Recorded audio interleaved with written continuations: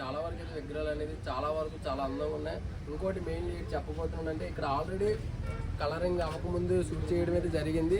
ఆ వీడియో అయితే కింద డిస్క్రిప్షన్లో పెడతాను, వెళ్ళి ఓపెన్ చేయండి. ఇంకోటి ఏంటంటే ఇప్పుడు కలర్ అయిన తర్వాత కూడా ఈ విగ్రహాలను చూస్తే నిజంగా 2 కళ్ళు సరిపడలేదు, చాలా బాగుంది. ఎందుకంటే కలర్ ఫినిషింగ్ అయినా, బ్యాక్ సైడ్ ఆర్చీలైనా, దాని కలర్ గ్రేడింగ్ అయినా చాలా వరకు చాలా బాగుంది. One of the best place అంటే ఈ యొక్క ప్లేస్ అయితే చెప్పగలం. ఇంకోటి ఏంటంటే ఇక్కడ ఉన్న వినాయకుడు అన్ని గణపతులకి ఏంటంటే మన బొజ్జ గణపతి ఎలాగైతే ఉంటారో యాస్టీజ్ మన గణపతుల్ని అదే షేప్తో యాస్టీజ్ ఎలాగైనా ఉంటాయో.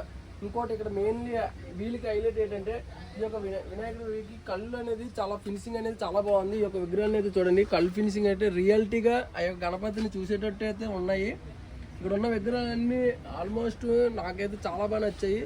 పెద్ద పెద్ద విగ్రహాలకు కూడా ఆ షేపింగ్ అనేది చేయడం అంటే చాలా వరకు కష్టం. ఎవరండి ఫ్రెండ్స్, ఈ యొక్క గణపతిని చూడండి, అయోధ్య రామ గణపతి. మన అయోధ్య రాముడు ఎలాగైతే ఉంటాడో